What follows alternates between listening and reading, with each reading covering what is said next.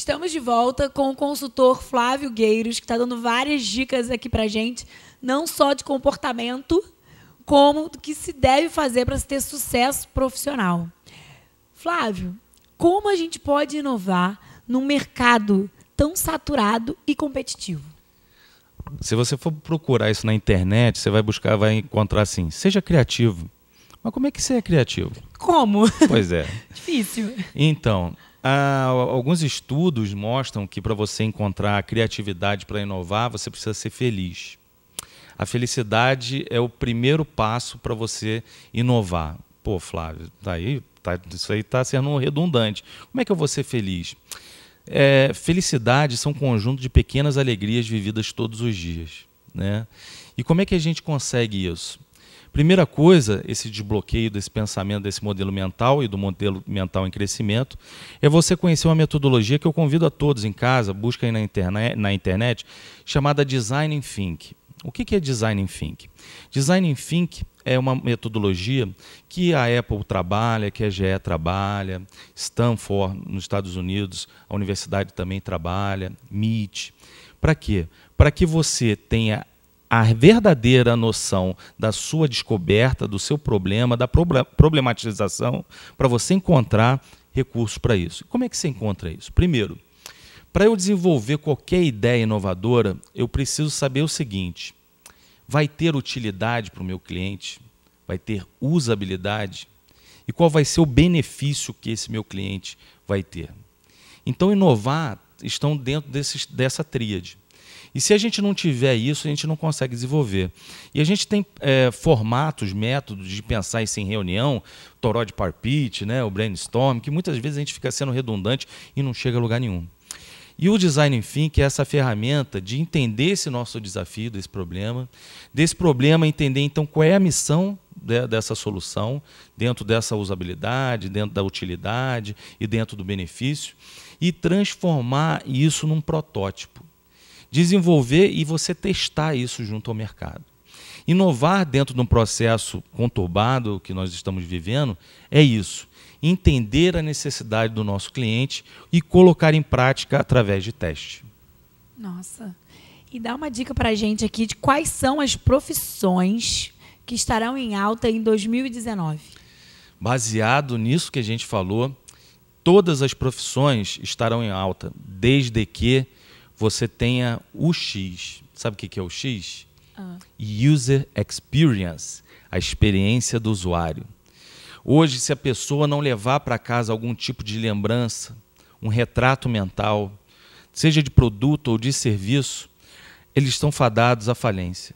Então, todas as profissões estão em alta desde que a sua entrega de valor seja a experiência em superação do usuário. Você sabe qual é a diferença do UI para o X? O UI é User Interface e o X é User Experience. É que o UI é um pote de ketchup virado para cima, lembra daquele ketchup virado só para cima? Aquilo é a interface do usuário. Hoje, os potes de ketchup são voltados para baixo. Para baixo. Por quê? Para facilitar o uso. A experiência do usuário, a sua utilidade, o uso e a experiência. A gente via até em desenhos animados antigamente o pica-pau batendo no ketchup para sair.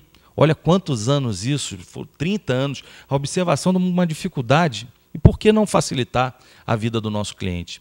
Então é a facilidade e a comodidade através da experiência. Então quando for pensar em alguma coisa profissional que você queira realizar, pensa se você vai dar utilidade, se você vai dar usabilidade e qual benefício você vai trazer para o seu cliente. Independente, porque a vocação da pessoa tem que ser colocada em prática dos seus conhecimentos, das suas habilidades e das suas atitudes. Gente, sensacional. Adorei. Estou aprendendo bastante aqui hoje, hein? Bacana. Eu queria saber de você. Você tem um livro que você escreveu chamado Alquimia Negocial. Sim. E eu queria que você falasse um pouquinho mais para a gente sobre o que é esse livro. Bom, ele é um filho, né? Eu tenho uma filha e um filho. A filha se chama Stephanie e o filho se chama Alquimia Negocial. E esse livro ele nasceu pós-tragédia da região serrana. Nós vivemos uma experiência muito sofrida aqui de soerguimento da economia local. E eu, enquanto profissional, eu trabalhei como voluntário pelo Sebrae para a gente dinamizar a recuperação econômica da cidade. E esse livro ele traz a metodologia do garoto jujubeiro, dos meus sonhos sem foco. Eu digo até que eu tinha a teoria do Rambo, porque eu saía atirando para tudo que é lado. E quando a gente não tem foco, a maioria das pessoas tem, né? Isso. Porque é difícil você ter um foco, assim, uma meta bem estabelecida, bem clara para si. Isso. E a evolução disso, né, desse conhecimento, quando a gente fala do bem feito, né, não só fazer, mas do bem feito, a evolução disso, se dá nesse momento, em 2011, enquanto eu achava que eu estava na plenitude profissional, e eu falava para Deus, pode me colocar os desafios, que eu estou aqui pronto para isso. Deus me colocou 2 desafios. Na época eu era presidente de uma instituição que visa o aperfeiçoamento do homem, né? Eu estava como presidente e também era profissional enquanto consultor cadastrado do Sebrae. E por essa instituição eu tinha que orientar os empresários e pela outra dar a mão para levantar as pessoas que estavam ali sofrendo de alimento, de medicamento, de todo esse sofrimento. Então, nesse momento, aconteceu uma alquimia interior comigo. Né? O meu processo de modelo mental foi renovado, reciclado e revisto. Eu fui no meu interior, na minha caverninha lá dentro, e falei assim, quem sou eu? Visto de tudo isso que está acontecendo. E esse processo me criou um processo de sair do quadrado, de sair da minha zona de conforto, que eu estava muito bem enquanto profissional, eu estava muito bem enquanto os meus sentimentos, e um ato de renovar. Eu queria criar um novo modelo de vida e de negócio para mim. E aí eu desenvolvi uma metodologia rápida, porque o empresário, naquele período, ele não tinha como se soerguer se não fosse da maneira mais rápida possível, mas de forma eficaz. Eficiente, sim, você fazendo tudo de forma certa, mas eficaz no processo de ter uma entrega de qualidade. E eu desenvolvi um método motivacional, de entrega rápida e de soerguimento do modelo mental das pessoas. Dessa alquimia, a gente consegue transformar, através de processos, o modelo do negócio da pessoa. Por isso o nome do livro se chama Alquimia Negocial, que é um modelo de vida, um modelo mental, um modelo renovado e um novo mapeamento de vida, um novo mapeamento mental. Essas seriam as etapas que a empresa passaria? A gente tem uma imersão, né? Ela vai acontecer em março, o do Jovem Metamind vai acontecer em fevereiro do ano que vem, as inscrições já estão abertas também, e para o Alquimia Negocial, ele perpassa por todos esses momentos. E eu aplico essa metodologia, já venho aplicando já desde 2011 em outros trabalhos, e ele tem uma celeridade muito grande. O empresário hoje não está aguentando mais aquele negócio de planejamento estratégico de 10 horas, numa reunião, 20 horas de bate-papo. O mundo está mais dinâmico, Exato. né? E ele não tem tempo a perder mesmo, porque senão ele quebra. Exato. A empresa dele falha. Até para ilustrar, hoje o ciclo de vida de produto ele se chama a barbatana de tubarão. Por quê? Não existe mais a introdução, o crescimento, existe a introdução, o crescimento e o declínio. Então é uma barbatana de tubarão.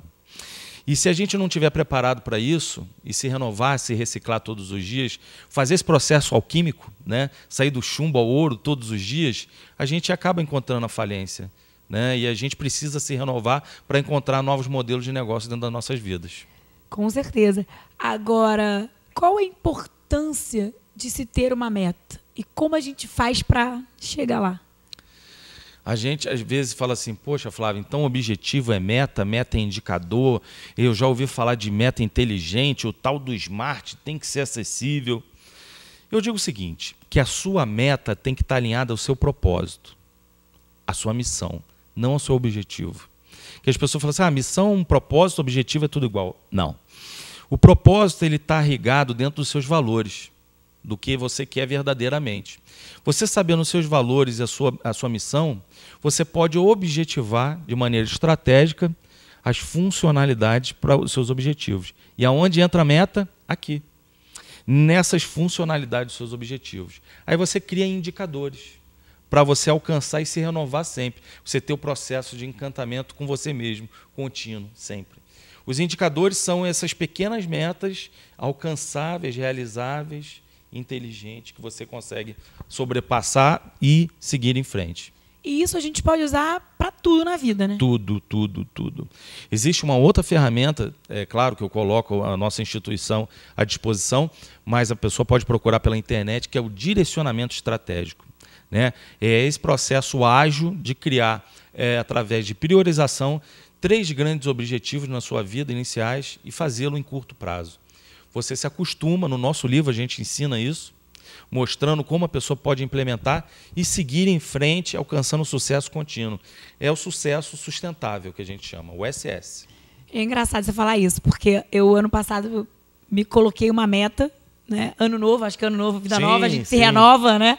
E eu me coloquei uma meta e eu consegui bater a meta. E aí eu fiquei tão feliz que eu falei, gente, acho que agora todo ano novo eu vou realmente fazer uma meta e traçar objetivos claros, definidos e alcançáveis para que eu, cada ano, vibre por uma coisa que vai ser assim, o meu ano vai ser o ano desse objetivo. E aí eu vou trabalhar o ano inteiro para aquele objetivo.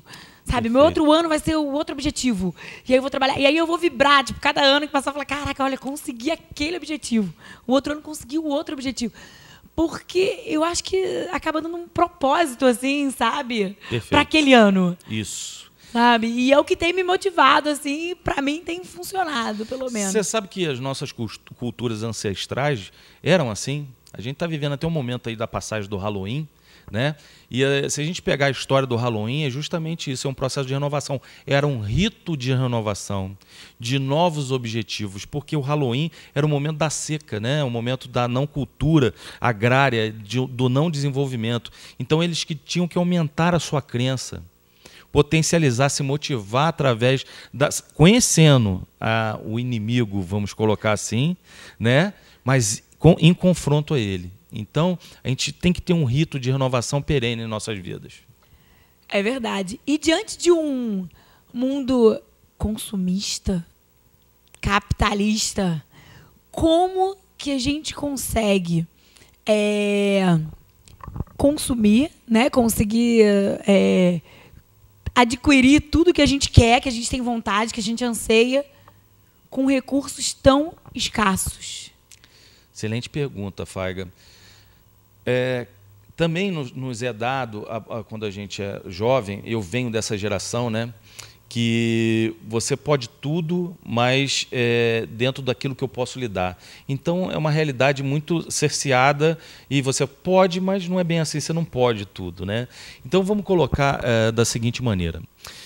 Se você tiver um objetivo na vida e você quiser alcançá-lo, você tem que entender que a vida é feita de momentos doces e momentos amargos. E a gente tem que sempre ser o fiel da balança. E quando eu falei da minha infância, da minha adolescência, é justamente por isso. Não pode ser só doce os momentos. A gente tem que dividir também com os momentos amargos. E a gente às vezes, reclama tanto dos percalços que a gente passa na vida, dos tropeços, e não vive, isso foi uma boa experiência, eu vou aprender com isso. E aí, para a gente seguir em frente o caminho do sucesso, da evolução, é beber um pouquinho do doce e beber um pouquinho do amargo.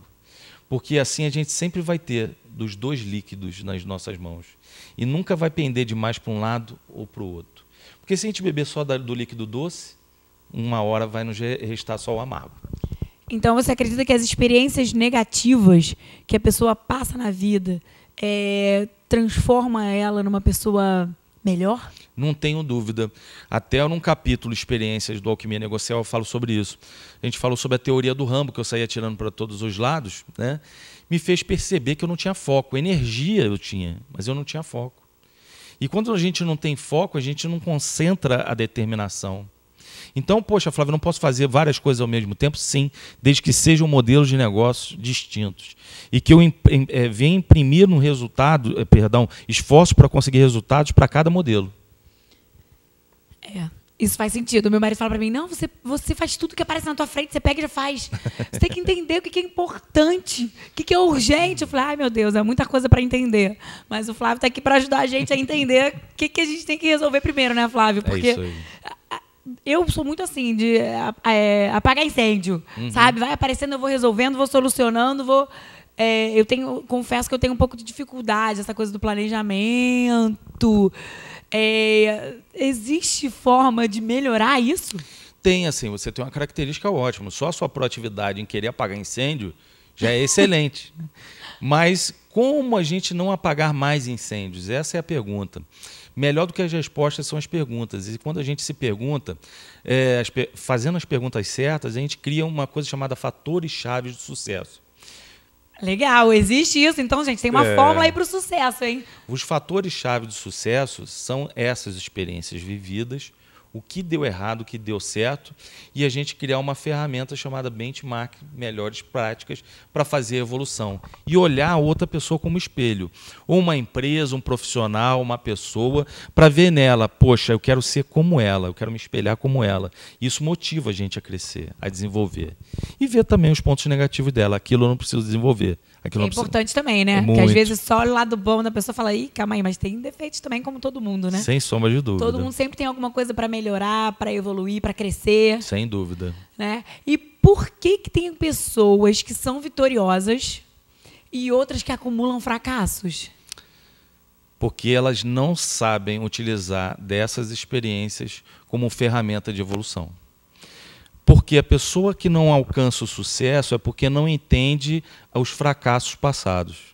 A partir do momento que você começa a perceber que tudo que você vive é importante, você começa a criar uma sintonia, uma sincronia e uma percepção melhor. E aí você tem uma coisa chamada autoaceitação. Isso vem do autoconhecimento. Quando a gente se conhece melhor, a gente tem sucesso em tudo, no amor, no trabalho, no esporte, em tudo. Na educação dos nossos filhos. Então, quando a gente se autoconhece, se tem a autogestão de nossos sentimentos, das nossas emoções, que aí vem a inteligência emocional trabalhar junto, a gente tem uma visão mais ampla, uma visão macro. É como se a gente tivesse subido na escada e tivesse visto a nossa vida por cima e identificado cada coisa que está fora do lugar e errada. E a visão sistêmica nos traz isso. Essa percepção do que está errado na nossa vida. E a pessoa que tem esses fatores, a inteligência emocional, a visão sistêmica, olhar as experiências passadas e transformar isso em oportunidade, é uma pessoa de sucesso. Agora, se a gente quiser continuar no mesmo patamar, olhar sempre os problemas na mesma altura dos olhos e não por cima, a gente sempre vai encontrar o fracasso. É verdade. São barreiras. E aí essas são as crenças limitadoras, não evolutivas. Isso é engraçado, porque acontece até no negócio, né? Eu tenho a loja da Havaianas e toda vez que eu tô mergulhada na loja, eu não consigo ver os defeitos. Por quê? Porque eu tô tão ali envolvida no negócio que eu não vejo. Aí eu fico um tempinho sem. E quando eu volto, eu falo, gente, isso aqui tá errado, isso aqui tá escuro, isso aqui tá não sei o quê. Aí eu mesma começo a enxergar os defeitos que, para mim, passava batido. Pois é. Tem até uma ferramenta, né, muito usual, que é essa da trabalha a visão sistêmica, né, que é do cliente oculto. Né? O cliente oculto ele faz isso. Ele traz uma pessoa de fora, tem critérios de avaliação e ele faz essa percepção de uma outra realidade, através de um outro prisma, de uma perspectiva diferente. Isso ajuda bastante o empresário. Não, as pessoas têm usado muito, as empresas têm usado muito essa ferramenta. Sim. Inclusive o Igor, o meu marido, o Igor Adelstein, já foi cliente oculto de algumas empresas por aí, que ele foi lá quanto consumidor para falar um pouquinho sobre a experiência dele. E é legal a empresa receber esse feedback, né? Porque ela consegue perceber a visão do cliente que às vezes ela não consegue ver. Eu também. Né? E às vezes o cliente não consegue chegar assim para você, ei, empresário, então, tá tudo errado aí na tua loja. Pois é, eu não trabalho no mercado de Teresópolis, mas eu também faço cliente oculto. Na área gastronômica, eu não sei se deu para perceber, Faiga. Olha, isso aí é bom, hein? Ó, Isso. vou querer participar disso também. Eu visito outros mercados fazendo esse cliente oculto, encontrando essas dificuldades e mostrando ao empresário, no setor gastronômico, na alimentação fora do lar, caminhos para que ele, pode ser do processo operacional, pode ser do atendimento, pode ser da qualidade do produto, do sabor, enfim, de vários fatores. Não, isso é bem importante, porque faz a empresa olhar para o negócio. Sim. Né, sobre a visão do cliente. Sim. Engraçado, que às vezes você pega a avaliação e você fala, nossa, mas o cliente diz que foi bem atendido, mas a experiência, a expectativa dele do atendimento era muito maior do que o que ele recebeu. Faiga, olha o que você falou, a experiência do usuário. Se a gente não tiver focado hoje que não adianta a gente fazer marketing pelo marketing, entender qual vai ser a experiência desse usuário, nós não vamos ter um investimento publicitário, a gente vai ter um gasto publicitário. Então, os recursos eles devem ser pensando sempre pelo cliente. Quer ver uma coisa? Quando a gente começa um negócio, a gente tem que olhar sob o prisma do concorrente ou de produtos substitutos. Feito isso, você fala assim, está resolvido. Não. Agora, olha com os olhos do cliente. Isso é dentro da metodologia Design Thinking, que a gente utiliza em todas as nossas imersões, é mostrar que o nosso cliente deve receber de forma empática o feedback. E o que é isso? É o mapa de empatia. É como o cliente vê, como ele sente, como ele percebe e como ele prova o nosso produto. Agora a gente, infelizmente, vai ter que dar uma pausazinha para os comerciais e a gente já volta com mais dicas do consultor Flávio Gueiros.